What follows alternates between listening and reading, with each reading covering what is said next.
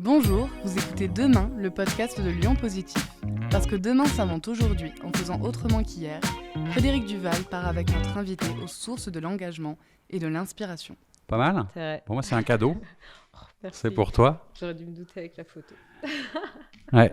Alors, Merci. je disais qu'on se connaît pas bien, mais en fait, ça me faisait plaisir de t'accueillir, de te rencontrer, de discuter avec toi. On est dans un podcast, hein, tu connais un peu l'idée, qui s'appelle Demain. Est-ce que si je te dis Demain, toi, ça te fait penser à quelque chose en particulier? C'est quoi ta référence si on te dit Demain? Nous, c'était par exemple le film de Cyril Dion. C'est vrai. Mais toi, qu'est-ce que ça te fait penser à quoi, Demain? Moi, ça me fait penser au supermarché Demain, qui sont des précurseurs à Lyon, qui est une épicerie bio locale de saison et coopérative aussi. Donc, ils ont quasiment pas d'employés. C'est les clients qui font des permanences. Et du coup, ça permet d'avoir des produits bio alimentaires à moins cher que ce qu'on pourrait trouver dans les magasins bio. D'accord, Voilà. tu vois, chacun ses références. Et si on va plus loin, et si je te dis le monde de demain, comment tu le vois, toi? Comment tu l'imagines aujourd'hui? Moi, je le vois beau, enthousiasmant. Peut-être parce que je suis entourée par beaucoup de personnes qui ont des super projets et c'est nécessaire, en fait, vu le contexte d'information politique et écologique actuel. Je suis plutôt enthousiaste et j'ai envie d'y aller aussi. Je vois avec beaucoup de nouvelles idées, par contre avec des changements structurels importants, parce que l'idée c'est pas de rester sur la société actuelle dans laquelle on est, parce qu'on voit qu'elle a ses limites, mais plutôt c'est d'imaginer du coup plus un monde utopique. Mais du coup on a besoin des utopies pour créer le monde de demain. Et c'est pas toujours difficile d'être, j'allais dire, souriant, gai, joyeux, positif, etc. Alors pour moi non. Non. Je Est-ce pense que tu avais naturellement cet Je état pense. d'esprit ou Je pense, parfois tu le travailles quand même pour être... Non, je pense pas le travailler, mais par contre, je vois ce que tu veux dire dans le sens où quand on fait un point sur le monde actuel, les enjeux environnementaux, sociaux qu'on a, en fait, on a plusieurs choix. C'est soit on s'accable un peu sur son sort, ou soit on commence à entrer dans l'action. Et moi, le fait d'entrer dans l'action avec l'entrepreneuriat, avec Loca, notamment, en fait, c'est ce qui me fait que j'ai une partie de légèreté qui vient justement et qui me permet d'avoir espoir et d'avoir la foi en demain. De toute façon, l'action, c'est vraiment un peu le secret. Mais je te dis ça parce que tu sais, on se pose souvent, nous, la question. On nous pose souvent la question parce que Lyon Positif, tu sais, c'est en gros, on regarde le monde de manière positive et on dit, mais est-ce que c'est facile d'être positif tout le temps? Alors, moi, j'ai tendance à dire non. C'est un peu comme un état d'esprit aussi que tu cultives et une manière de regarder le monde. Et c'est pour ça qu'on voulait te rencontrer un peu, te découvrir, parce que tu es quelqu'un d'engagé, d'inspirant, et on va parler de ton parcours, de ton histoire et de Loca. J'ai vu aussi une fois quelque chose qui était assez amusant, et c'est comme ça que je t'ai aussi redécouvert. Je crois qu'en 2023, alors ça m'a fait marrer, tu étais une des 23 femmes qui feront 2023. Oui. Alors j'ai deux questions avec ça en fait. Qu'est-ce que ça fait d'être une femme 2023? Et est-ce que tu as vraiment été celle qui a fait l'année 2023? Alors déjà, c'était les 23 lyonnaises, donc j'ai fait partie des 23 lyonnaises qui feront 2023. Donc c'était génial de faire partie de cette communauté de femmes qui agissent qui se mettent en mouvement en fait pour améliorer la société d'une manière ou d'une autre. Et encore, il y avait des joueuses, mais d'être là pour être une des femmes qui peut représenter la société actuelle et notamment auprès des petites filles où on parlait d'imaginaire et je trouve ça important pour les petites filles d'avoir des figures féminines adultes en se disant si je peux être footballeuse, je peux être entrepreneur, je peux être dans la politique et du coup d'avoir ces figures-là. Ça t'a manqué toi quand tu étais je vais dire plus jeune parce que tu n'es pas très âgé, je sais pas si on peut dire ton âge, mais voilà. Est-ce que toi tu as eu aussi à un moment comme ça des espèces de rôle modèles ou des femmes qui t'ont inspiré ou qui ont marqué même très jeune ou tu as des souvenirs de ça ou pas spécialement? Pas particulièrement, surtout que dans ma famille, ils sont beaucoup dans le social, dans le médical. Et moi, je suis tout de suite partie dans l'économie. Donc, je ne sais pas pourquoi. Et après, par contre, quand j'ai commencé à entreprendre, là... je sais que tu as eu des rencontres là, et on en parlera un peu quand on parlera de ton activité professionnelle. Alors, tu as fait tes études à Lyon, mais tu n'es pas tout à fait lyonnaise. Tu es dans les montagnes vers Annecy, c'est ça? Tu es d'où exactement?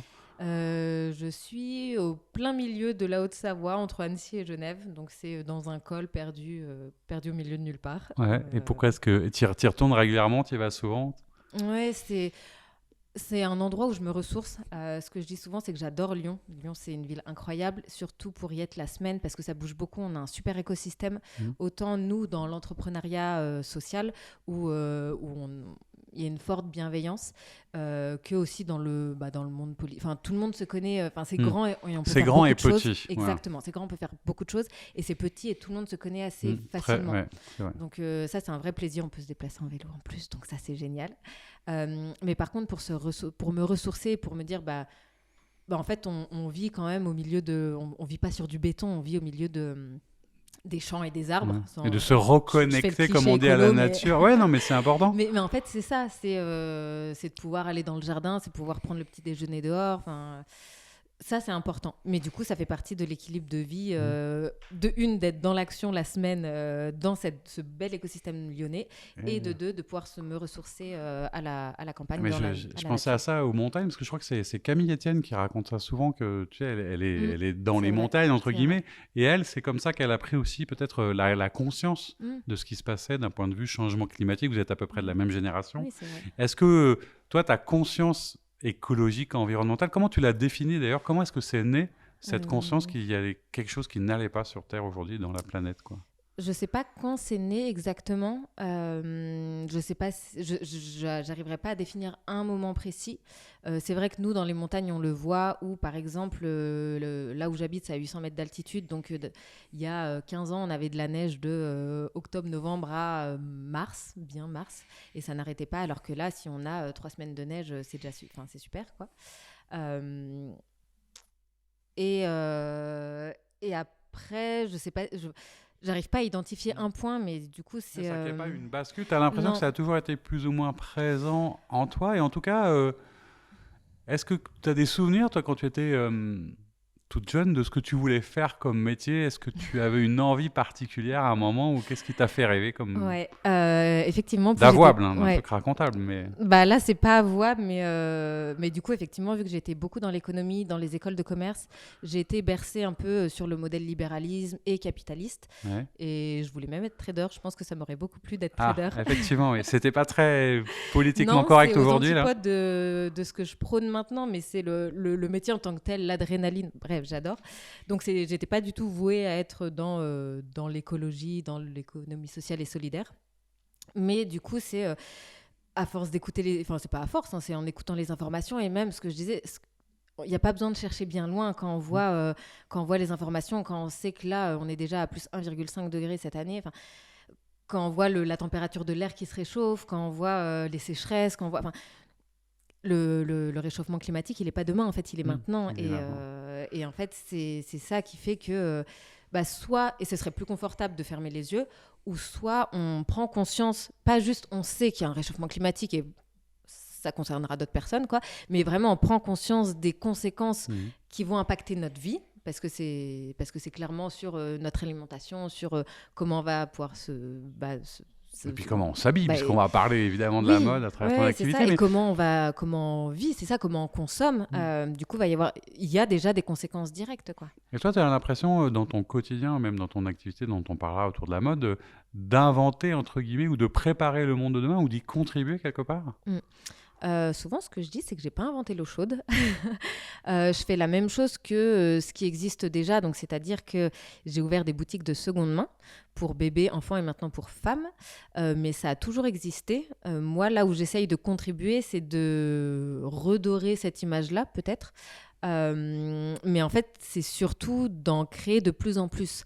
Là où l'industrie textile, c'est une des industries les plus polluantes au monde, notre rôle à nous, c'est d'inspirer, de donner envie d'acheter de la seconde main, et de deux, c'est d'informer aussi sur quel est l'impact environnemental et social de l'industrie textile. Et ce qui est drôle, c'est que si on suit un peu ton cheminement, en fait, tu n'es pas allé tout de suite dans des études qui pourraient avoir un lien immédiat avec les transitions, avec l'écologie, avec l'environnement.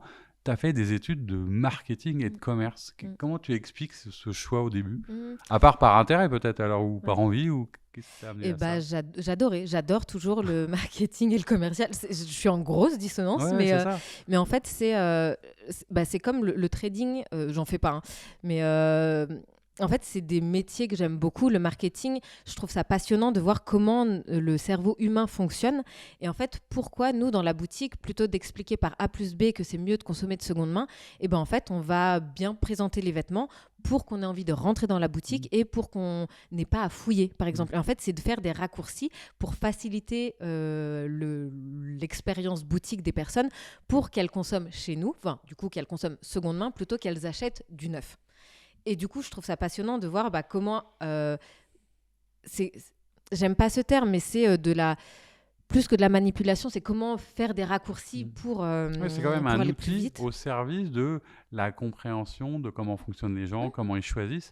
Et quelque part, tu aurais pu le mettre au service de n'importe quoi, d'une industrie un peu du luxe ou de l'énergie, ou travailler chez Total à faire du marketing. Mais tu as choisi un autre univers et une autre manière de faire. Mais ce qui est étonnant, c'est... je ne suis pas un hyper expert, mais a priori, la mode, c'est quand même pas l'endroit où on est le plus dans le fait de sauver la planète, etc. Et c'est presque pour ça que tu as choisi cet univers, c'est ça? Quand tu finis tes études, tu dis, je vais aller dans la mode. C'est ça. En fait, j'étais dans une maison d'édition. Donc, c'est super, les livres, et ça a beaucoup de sens. Mais même dans cette maison d'édition, moi, je ne trouvais pas de sens dans ce que je faisais, au vu des enjeux environnementaux et sociaux. Je cherchais mon utilité là. Là, concrètement, il y a des vrais enjeux et moi, comment je peux contribuer à améliorer ça? Et du coup, j'ai commencé à farfouiller sur les secteurs les plus impactants. Donc, il y a l'énergie, ça, je n'avais pas forcément de compétences. Il y avait l'alimentaire qui est déjà bien avancé. Et troisièmement, il y a aussi l'industrie textile dont on parle peu. Mais il y a énormément de choses à faire parce que il n'y a rien qui va avec des gros guillemets, autant dans la production où ça consomme énormément d'énergie, ça détruit les sols, il y a beaucoup de transport, donc d'émissions de gaz à effet de serre, et de deux aussi sur la gestion de fin de vie des vêtements.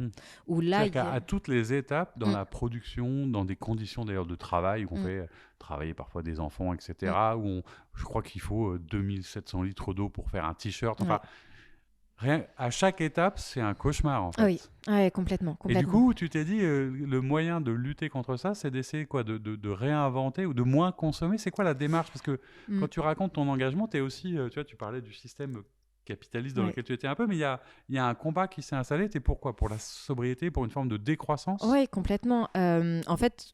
Moi, dans ma vision à titre personnel, pas dans celle que je mets dans Loca parce qu'il faut bien que Loca fonctionne dans le monde actuel.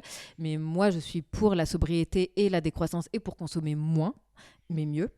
Mais dans le monde actuel, il fait que la mode, c'est l'expression de soi, c'est notre identité quand on rencontre quelqu'un pour la première fois, ça va dire qui on est. Mais c'est là où le marketing est puissant. On te fait croire que parce que tu achètes quelque chose, tu vas ressembler à ça. On le voit chez les adolescents, par exemple, qui veulent tous avoir la même marque, le même machin, etc. Ça, c'est difficile de s'en écarter. C'est ça. Et du coup, à court terme, ça va être comment rentrer dans ce modèle actuel pour essayer de le rendre plus vertueux. Parce que tout de suite, maintenant, je ne peux pas... imposer entre guillemets ma vision qui est deux t-shirts pour tout le monde, une robe et c'est comme ça quoi. Oui, c'est ça parce qu'en fait les consommateurs ne sont pas encore prêts et du coup on a c'est aussi de savoir où est-ce qu'on a le plus d'impact. Quand j'ai commencé Loca, c'était de la location de vêtements, location parce que pour locale. Comprendre Loca parce qu'au début je ne voyais pas exactement à quoi ça ressemblait, mais c'est deux diminutifs en fait, c'est location et local. C'est ça. Et parce qu'en fait, au début, je voulais proposer ma vision qui est, en fait, on dépossède les choses et juste on va les emprunter le temps nécessaire. Et donc, c'était de proposer des vêtements pour enfants à la location. Sauf que je me suis rendu compte qu'il y avait un trop petit marché et c'est pas ce que les personnes attendaient tout de suite maintenant. Et donc on avait plus d'impact, c'est-à-dire qu'on touchait plus de monde si on passait à un modèle tout aussi circulaire qui est j'achète, je revends. Et donc c'est pour ça qu'on est passé au modèle j'achète, je revends qui était plus rentable et plus impactant aussi. Là où les personnes qui louaient les vêtements étaient déjà informés, sensibilisés à la seconde main. Alors que nous, là, maintenant, notre mission, c'est d'aller démocratiser la seconde main, donc la rendre plus attrayante, qu'on n'ait pas l'impression d'aller farfouiller, là où l'image de la friperie peut être encore chips à les fouiller. Mais est-ce que du coup, aujourd'hui, la manière dont les gens commencent à comprendre ou à prendre la conscience de ce qui se passe rend je veux dire, la seconde main un peu plus chic, entre guillemets? C'est quoi ta clientèle qui vient dans tes boutiques aujourd'hui, en vrai? Nous, nos clients, c'est des personnes qui sont informées et sensibilisées à l'environnement. Donc, c'est-à-dire, c'est des personnes qui ont du pouvoir d'achat. Là, à l'inverse, où les personnes qui n'ont pas de pouvoir d'achat, pour elles, ça va être encore une fierté d'acheter neuf. Et là encore, c'est du marketing. Pour elles, c'est j'ai pas les moyens, mais du coup, par l'achat des vêtements pour mes enfants et pour moi-même, qui sont des vêtements neufs, c'est ça. Voilà, c'est ça. Comme, on ne peut pas citer de nom, mais comme les téléphones portables, pourquoi je vais avoir un téléphone portable avec une pomme plutôt qu'un autre? C'est parce que c'est un signe d'appartenance à une catégorie sociale. Et du coup, nous, les personnes qui vont acheter chez nous de seconde main, c'est des personnes qui n'ont rien à prouver, entre guillemets, et au contraire, qui vont peut-être se faire pointer du doigt si elles achètent neuf, parce que ce n'est pas responsable. Et du coup, là, notre clientèle, ça reste des personnes qui ont les moyens. Alors, ce qui est intéressant dans la mécanique de l'histoire un peu de Lokaloka, qui est assez récente, parce que c'est né à peu près pendant le confinement, après donc, tes études, après ce passage dans la maison d'édition. Qu'est-ce qui te décide parce que j'ai l'impression que dans ta démarche, c'est quelque chose d'assez... à la fois, tu fais des choses à l'instinct, des choses de manière un peu rapide. Raconte-moi un peu la jeunesse du début, parce que je trouve ça assez incroyable, la manière dont tu as fait ça. Oui, c'est vrai que ça allait très vite. Mais après, ça, c'est mon... Je ne sais pas si on a l'esprit entrepreneurial, mais quand on l'a, c'est vraiment le quick and dirty et le test and learn. Et en fait, c'est ces deux mantras qui ont un peu dicté toute l'avancée de Lokaloka. Et du coup, fait qu'en septembre, je finis mes études, j'essaye de monter un premier projet. Donc, je fais un super business plan qui a 30 pages. Avec des tableurs Excel, voilà, tout ça, comme on t'a appris. C'était magnifique, exactement, c'était magnifique. Sauf qu'en fait, je demandais 1 million d'euros aux banques et j'étais complètement... Je ne savais pas ce que c'était entreprendre. Est-ce que le banquier était sympa la première fois? Il a ri ou pas vraiment? En fait, il m'a dit que ça allait pas être possible, en fait. Et du coup, j'étais bien embêtée parce que je sortais des études et j'avais pas grand-chose sur mon compte en banque, 1 000 euros. Et du coup, c'était ok, je vais pas pouvoir aller investir, aller chercher 1 million. Comment, là, avec 1 000 euros, je peux commencer à entreprendre? Et c'est pour ça que j'ai commencé à aller sur le marché des enfants, enfin des vêtements d'enfants, surtout pas le marché des enfants, le marché des vêtements des enfants. Parce qu'en fait, sur Le Bon Coin, j'ai commencé à acheter les vêtements sur Le Bon Coin où j'achetais des cartons à 50 euros. Et du coup, pour 1 000 euros, je me suis fait mon premier stock de vêtements. Et effectivement, pour aller tester mon projet, qu'est-ce qu'il me fallait? Il me fallait des vêtements, un local et des portants. Et du coup, les vêtements, je les avais. Le local, j'ai eu la chance... Vraiment une très grande chance C'est là où tu as rencontré quelqu'un qui a beaucoup compté dans ta vie. Tu veux nous en parler un petit peu? Ouais, parce que vraiment, c'est Marie qui a cofondé We Dress Fair, qui est une marketplace et une plateforme de marques qui regroupe des marques éthiques, donc qui produisent dans le respect des hommes et de la planète. Ils ont une boutique à Lyon et en fait, j'avais postulé pour travailler chez eux en parallèle de mon projet. Et elle m'a dit, en fait, ça va pas être possible, ça prend trop de temps, mais par contre, je veux bien t'accompagner sur ton projet. Ça, c'était avant le confinement. Et du coup, elle a commencé à m'accompagner sur le projet. Il y a eu le confinement et puis toutes les semaines, on se faisait un visio. Et c'est elle qui m'a quasiment tout appris sur l'entrepreneuriat. Et c'est vraiment une personne incroyable, autant humainement que professionnellement. Et du coup, c'est avec elle que j'ai cheminé et j'ai avancé sur mon projet entrepreneurial. Et qui m'a aussi, c'est Marie et Antoine qui m'ont aussi mis à disposition leur local. Et c'est comme ça que j'ai commencé les pop-up stores. J'avais mes vêtements, le local de We Dress Fair que j'occupais le dimanche quand c'était fermé. Et les portants, j'ai pris 2 planches et 4 tréteaux et puis c'était parti, quoi. Ouais, c'est quand même vraiment les bases de la création d'entreprise. Et est-ce que c'est aussi peut-être il y a une forme de liberté, il y a une forme de jouissance, d'enthousiasme à aller concrètement tout de suite vers ce à quoi on pense et de le tester en vrai, c'est ça qui te... Ouais, c'est ça. Et c'est un peu comme faut le voir comme un jeu, parce que c'est... en fait, il y a des personnes qui vont être très enthousiastes pour notre projet, mais il y a des personnes qui vont payer pour notre projet. Et en fait, il faut aller chercher les personnes qui sont prêtes à mettre 1 euro. Il y a plein de gens qui disent c'est super, mais au moment où il faut acheter, exactement, c'est compliqué. Ça. Et du coup, c'est là où il faut aller chercher nos clients. Et après, il faut rebondir et adapter. En fait, c'est pas nous qui avons la solution de ce qui est le mieux pour notre marché. Et c'est comme ce que j'ai fait avec Loca. Au début, c'était de la location. Et en fait, j'ai vu que les clients s'attendaient plus à faire de l'achat et de la revente, enfin, étaient plus prêts à de l'achat-revente. Et ok, on va servir le même why, le même pourquoi je le fais, pour remettre en circulation les vêtements. Et on va pouvoir le faire en achetant et en revendant. C'est un autre modèle économique, mais il est tout aussi circulaire, quoi. Et alors du coup, ça s'est développé petit à petit. Où est-ce que tu en es maintenant, 3 ans après? Parce que tu as connu aussi, et tu en parles assez librement, les étapes de l'entrepreneur. C'est-à-dire que tu parlais du test and learn, et parfois on se trompe et on fait des mauvais choix. À un moment, tu avais ouvert une deuxième boutique, c'est ça? C'était quoi l'idée que tu as été obligé de fermer? Alors, comment tu as vécu ça et pourquoi cet aller-retour en fait? C'est la première boutique qu'on a fermée, mais c'est ça. En fait, en 3 ans, du coup, j'ai fait 1 an de pop-up store. J'ai ouvert 2 boutiques et j'en ai fermé une. Et en fait, l'idée, c'est d'aller tester, d'apprendre, tester, apprendre. Et en fait, la première boutique qu'on a ouverte, elle faisait 40 mètres carrés et elle était mal positionnée. Donc, elle n'était pas dans le bon... Elle n'était pas au plein centre de On dit souvent que c'est l'emplacement pour les boutiques, pour le commerce, quoi. Complètement, c'est ça. Et là où ce n'était pas tout à fait le cas, donc ça a été génial pour se lancer. Mais après, la deuxième boutique, je l'ai vraiment choisie et du coup, j'ai mis un beau billet pour le pas de porte. Le pas de porte, c'est pour ceux qui veulent... on achète l'emplacement, on achète l'attrait du territoire. Et du coup, j'étais sûre. Et là, le banquier t'a prêté des sous, du coup. Oui, heureusement. Oui, parce qu'il avait changé un peu d'avis par rapport à... Et en fait, après, c'est de lui montrer qu'il y a un vrai marché, une vraie demande de la seconde main. Et effectivement, quand on est au plein centre, là, moi, je suis au plein centre du 7e arrondissement, qui est le quartier familial écolo de Lyon. C'est 123 rue Sébastien Griffe. Tout à fait. On peut le dire. Au cas où les gens se perdraient comme ça dans Lyon. Au cas où. Au cas où. C'est ça. Et donc, tu as du monde un peu qui travaille avec toi maintenant? Comment ça se passe? Là, maintenant, on est 3 dans l'équipe. Heureusement, il y a une personne qui est responsable de la boutique, donc qui va faire... il y a un travail énorme derrière boutique, mais du coup, la personne qui est responsable de la boutique va faire l'approvisionnement. Donc, on achète les vêtements ou on les prend en dépôt, parce que depuis 6 mois, on a ouvert aussi le rayon femmes en dépôt-vente. Et on a 2 façons de fonctionner différentes. Achat-revente, enfin achat au kilo pour les enfants et dépôt-vente pour les femmes. Et ça, c'est 2 modèles différents parce que il n'y a pas la même rentabilité suivant les secteurs. Pour les enfants, nous, on va vendre entre 5 et 15 euros. Donc, c'est des tout petits prix. Il faut embrasser quand même. Et donc, on ne peut pas se permettre de faire du dépôt-vente parce que si on n'avait que la moitié du prix, en fait, on aurait 5 euros par article. On ne pourrait pas survivre. Là où le dépôt-vente, nous, on va proposer des vêtements de marques plus qualitatives et du coup qui vont être plus chères. Et donc là, pour avoir des plus belles pièces, on va les prendre en dépôt. Bref.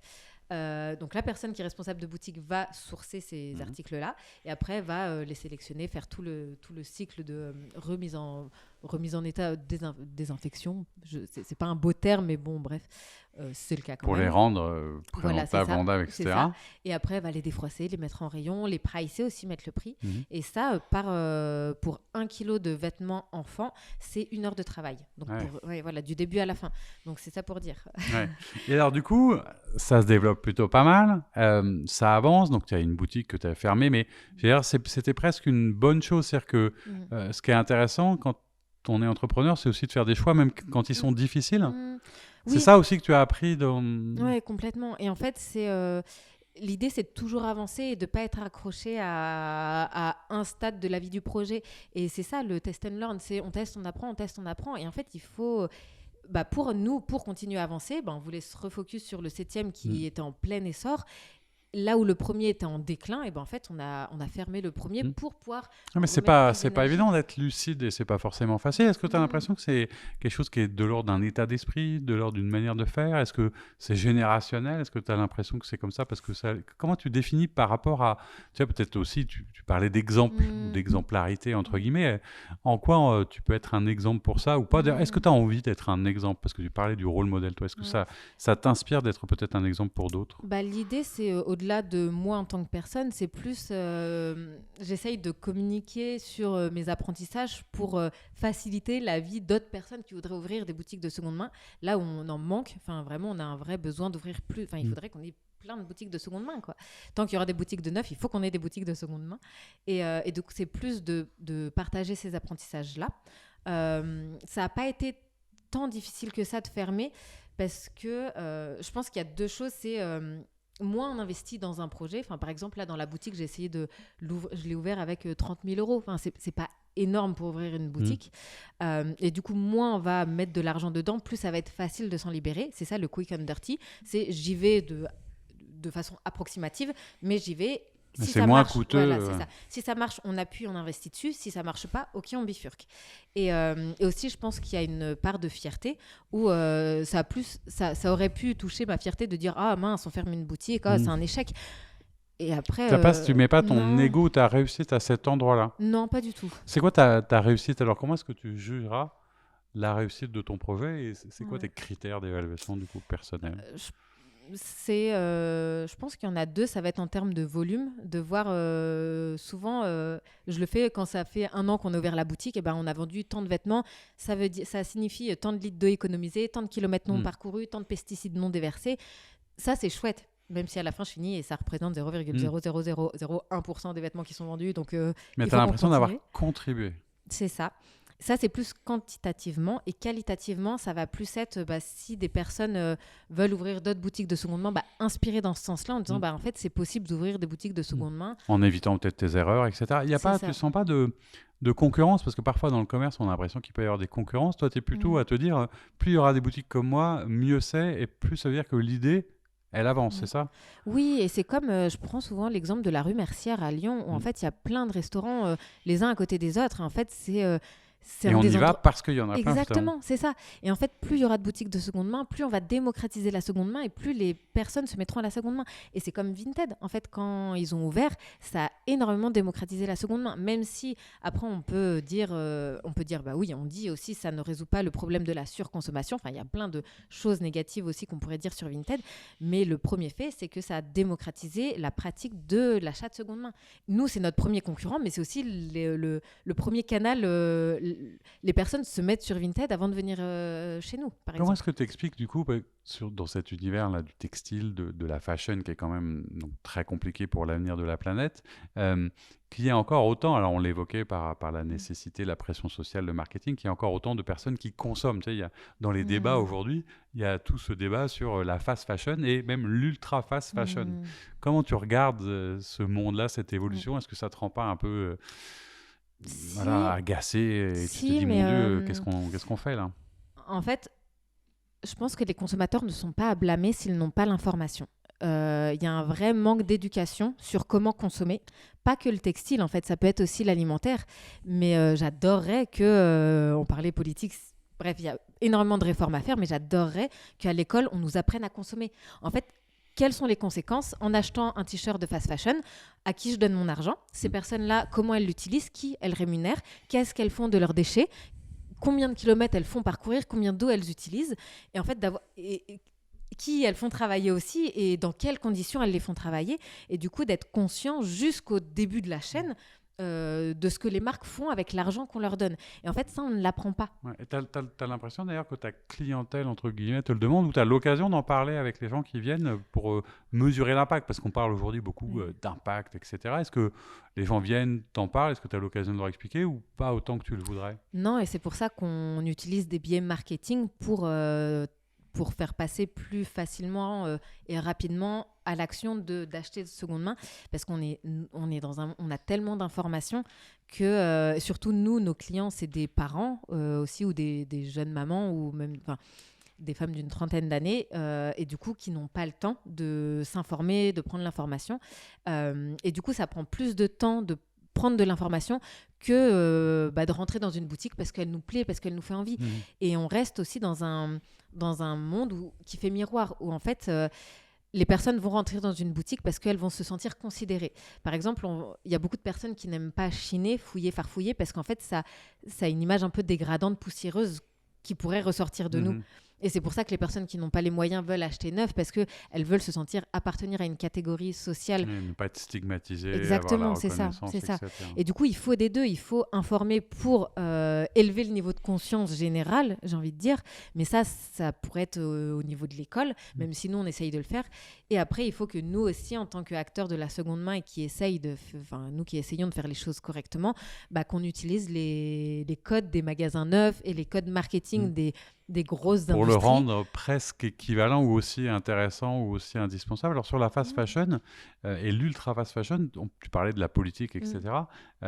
J'ai l'impression qu'il y a quand même des prises de conscience. Il y a une loi assez récente là, qui vient d'être proposée sur l'ultra fast fashion. Qu'est-ce que tu en penses? Qu'est-ce que ça va dans le bon sens? Est-ce que c'est une bonne idée? C'est une super idée. Déjà, pour pointer du doigt l'ultra fast fashion en disant là, il y a vraiment quelque chose qui ne va pas bien. Sachant que la différence entre fast fashion et ultra fast fashion, c'est que l'ultra fast fashion va sortir 7000, sans citer le nom, va sortir 7000 références par jour, nouvelles références par jour. C'est énorme et vont faire travailler des personnes dans des camps de concentration. Certaines personnes de la fast fashion le font aussi, mais là, c'est extrême, poussé, indécent. Caricatural, totalement indécent. C'est ça. Et donc, c'est bien de manière symbolique de pointer du doigt ces enseignes-là. L'idée, c'est qu'en 2025, à partir de 2025, il y ait des malus qui soient appliqués à l'achat de ces articles-là pour pénaliser. Et je crois qu'il parlait aussi de mettre des bonus pour les marques éthiques. Mais bon, à voir qu'est-ce qu'une marque éthique, qu'est-ce qu'une marque de greenwashing. Là, il faut se référer à We Dress Fair, qui est un super catalogue. Et aussi, ça parlait d'informer sur l'étiquette de la provenance des articles. Et du coup, ça, c'est bien de pointer du doigt. Mais ça ne résout pas le problème de fond et encore moins le problème général de la mode ou l'ultra fast fashion, c'est que 2 ou 3% des vêtements qui sont vendus. Là où la fast fashion, c'est énorme. Et du coup, c'est un premier pas. Mais c'est pas il faut continuer, mais c'est un super premier pas. Mais ça va pas tout faire. Et c'est quoi alors du coup le pas suivant, parce que tu parlais un peu de ton installation, de l'écosystème. À Lyon, il y a quand même en plus une histoire avec le textile, avec la soie, etc. Est-ce que tu as comme ça, toi, l'impression qu'il y a un terreau favorable à cet essor, à la compréhension de ce que c'est que l'économie circulaire, à un travail dans ce sens-là? Au-delà je ne l'ai pas tant trouvé sur le milieu du textile, mais plus au niveau des habitants de Lyon. Ce qui est génial, c'est qu'elles sont très prêtes, très avenantes pour tester des nouvelles pratiques. Quand j'ai commencé la location, j'ai quand même eu des clientes. Et du coup, c'est génial de se dire, c'est un modèle qu'on ne connaît pas encore. Et allons-y, on va le tester. Et donc, c'est plus... Une sorte d'ouverture quand même. Exactement. À tester des choses. Vraiment. C'est une ville qui est très active, jeune et encline à consommer mieux. Donc, c'est plus la façon de consommer générale que l'attachement au textile. L'attachement spécialement au textile. Et alors, du coup, dans les projets d'avenir, parce qu'on parle d'avenir, comment tu te projettes? Tu vas vers où? Demain, pour toi, c'est quoi? Parce que si je t'ai bien entendu, à un moment, tu as un peu changé. C'est-à-dire que même ton nom, il devient un peu décalé. C'est-à-dire que c'est plus... alors, c'est à la fois toujours local, mais c'est plus vraiment de la location. Comment est-ce que tu veux faire évoluer ta marque, entre guillemets? Et justement, comme tu le dis, c'est de créer une marque forte déjà, parce que l'idée, c'est que dans les 5 prochaines années, on ouvre 10 enseignes de boutiques seconde main dans les 10 plus grandes villes de France et qu'à terme, on devienne un réseau de franchise. Comme ça, au même titre qu'on sait à quoi s'attendre quand on rentre dans un H&M, il faudrait savoir à quoi s'attendre quand on rentre dans une boutique de seconde main. Et du coup, qu'on ait confiance avant de pouvoir y mettre les pieds.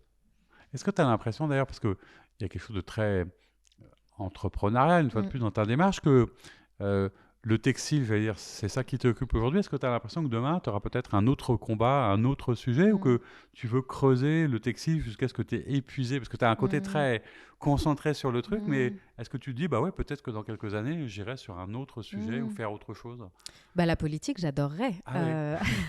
De trader à femme politique, alors, du coup. Mais en fait, c'est ce qui est marrant. Et je ne sais pas si j'y arriverai, parce que j'ai un profil très entrepreneurial qui est, il faut tester, il faut être dans l'action tout de suite. Ça va peut-être un peu vite pour le monde politique. Exactement, c'est ça. Là où, en fait, dans l'entrepreneuriat, on peut faire des choses très rapidement, mais au final, on a un impact qui est pas énorme non plus, alors qu'en politique, ça va plutôt lentement, mais l'impact, quand il y a des lois qui passent, c'est un impact qui est beaucoup plus fort. Et du coup, je sais pas si j'adorerais, mais je sais pas si j'aurais cette patience d'être dans la politique, mais j'adorerais. Peut-être doucement, avec l'âge, tu verras avec les années, peut-être que c'est intéressant. Est-ce que tu as croisé d'ailleurs quelques hommes ou femmes politiques. Est-ce que tu as été un peu soutenu, tu les as connus, rencontrés à la mairie de Lyon ou à la métropole? Ils voient ce que tu fais, je suppose. Oui, bien sûr. On est en lien notamment avec les acteurs de la mairie du 7e qui, même depuis le début de l'ouverture de la boutique Local, qui soutiennent énormément, qui vont soutenir des projets, par exemple Ronalpia, qui est un incubateur social à Lyon, qui vont nous mettre à disposition des ressources ou des connaissances, compétences. Et donc, il y a encore un bel écosystème qui est entre les entreprises de l'ESS et de la mairie et des mairies de Lyon qui sont écolos pour la plupart. Oui, parce que ce qui est important, c'est aussi de bien pouvoir raconter l'histoire. Je crois que faire le récit, rendre crédible, rendre possible, rendre légitime, c'est un peu ce que tu racontes. Donc, c'est intéressant de se projeter dans cette aventure. Tu restes optimiste et confiante, mais par nature, ou est-ce que tu as l'impression que ça avance pas mal?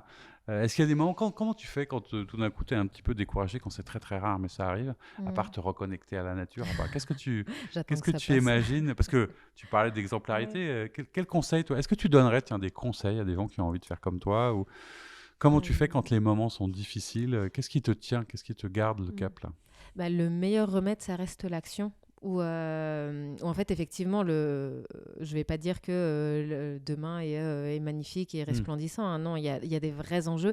Et il faut en avoir conscience. Donc, il faut s'informer vraiment et pas juste... comme il y en a beaucoup qui savent qu'il y a le réchauffement climatique, super, mais qui en a réellement conscience. En fait, qui a conscience qu'on va manquer d'eau à un moment donné, qu'on va plus pouvoir arroser les champs, donc c'est-à-dire plus pouvoir s'alimenter. Enfin, il y a une différence entre le savoir et la conscience. Donc, déjà, avoir conscience, mais après ça, j'entends que ça puisse être anxiogène, donc il faut y aller quand on en a la possibilité. Et après, la deuxième chose qui, moi, me permet d'être plus apaisée, c'est le passage à l'action. Et en fait, comme ça, je peux me dire que quoi qu'il arrive, entre guillemets, moi, je fais de mon mieux et je peux pas, c'est pas moi qui vais changer le monde, et heureusement qu'il n'y ait pas qu'un individu ne peut pas changer le monde parce qu'il pourrait le faire en bien comme en mal. Ça ferait un gros job quand même. Ouais, voilà, quand même. Et du coup, c'est de te dire, ok, moi, je contribue, je fais de mon mieux. Et après, le reste, en fait, ça dépend du collectif. Alors, tu parles d'ailleurs souvent de cet aspect un peu collectif et générationnel, parce que je crois qu'une fois, tu disais, on est un peu, en gros, la première génération à ressentir les effets de l'urgence climatique et du changement, et un peu la dernière à pouvoir changer quelque chose. Est-ce que tu as l'impression que dans ta génération, dans les gens que tu croises, dans ceux qui entreprennent à tes côtés, il y a ça qui est vraiment partagé, ou ça reste et ça demeure variable en fonction des individus en vrai? Moi, je suis très biaisée parce qu'il y a autour de toi, il y a l'entre-soi qui fait que effectivement, c'est plus agréable d'être dans des cercles d'amis qui partagent les mêmes choses, les mêmes pensées. Je ne sais pas si c'est quelque chose de générationnel dans le sens où il y a des personnes de tous les âges qui ont conscience du réchauffement climatique et qui agissent plus ou moins. Pour moi, ça se passe à tous les âges. Donc, et il faut que ça se passe à tous les âges. Et il ne faut surtout pas que la responsabilité c'est les jeunes qui vont faire changer... Enfin, il ne faut pas que la responsabilité soit juste sur les épaules des jeunes. Oui, voilà. Et c'est énorme, en fait. Les jeunes ont 20 ans. Tu comprends aussi un peu l'éco-anxiété? Tu crois des gens qui sont comme ça, un peu inquiets ou anxieux, Pas tant que ça. Pas tant que ça, mais encore une fois, je suis beaucoup dans mon regard est biaisé. Mais j'adorerais, et puis pour moi, c'est plus les personnes qui sont au-delà de 40 ans, qui ont le pouvoir, entre guillemets, qui ont plus d'argent, qui ont du pouvoir dans les conseils d'administration, dans les conseils d'école, qui eux pourraient faire porter leur voix, quoi. D'où aussi le rôle et l'attente que tu as envers les politiques, quoi. Oui, complètement. Peut-être qu'on te verra à la mairie de Lyon, on ne sait pas. On pourra ressortir les archives. On a interviewé la future maire de Lyon. Une dernière question avant qu'on se quitte. Si jamais on devait, inviter de ta part quelqu'un demain, c'est qui toi tu aurais envie peut-être d'interviewer, ou qu'on interviewe, qui tu aurais envie d'entendre, qui t'inspire ou qui peut servir de modèle parce qu'il invente demain aujourd'hui? Une seule personne? Tu as droit à plusieurs. Allez. Moi, la personne qui m'a le plus inspirée, c'est Marie Nguyen de We Dress Fair. Elle a un parcours, un récit et une raison de faire vivre We Dress Fair qui est à entendre. Après, j'aime beaucoup aussi Aline Sely, qui fait Les femmes dans la rue, qui peint des portraits de femmes dans les rues qui portent le nom de rue de Lyon. Et je trouve ça beau de mettre de la création du coup de réimaginer, de remettre de la place des femmes dans les rues et de le faire par le côté artistique. D'accord, ça fait 2. T'as droit à un 3e, non, ça va? Après, j'aime beaucoup, mais elle est pas de Lyon. Mais je suis allée voir récemment Noémie Delattre, qui est en pleine tournée et qui a un regard assez juste sur la société et l'émancipation de la place de la femme, qui est parfaitement d'actualité. Des femmes quand même, 3 exemples, 3 femmes. Oui. C'est ton côté un peu féministe. Est-ce que tu te sens un peu féministe? Oui, et pour moi, il faut qu'on soit féministe parce que le féminisme, c'est pas l'exclusion des hommes, mais c'est plus la place de la femme dans la société. Et on manque de représentativité et de de figures féminines qui réussissent et qui inspirent. D'accord. Et ben voilà. Et ben en tout cas. Merci beaucoup pour ton temps. C'était un plaisir de te rencontrer avec ton sourire, ton énergie et ton envie d'agir et cet esprit très positif, même dans un univers difficile. Donc, merci d'être venu nous voir et puis j'espère que ça donnera des idées à plein de gens. Merci beaucoup, Frédéric. À bientôt. À bientôt.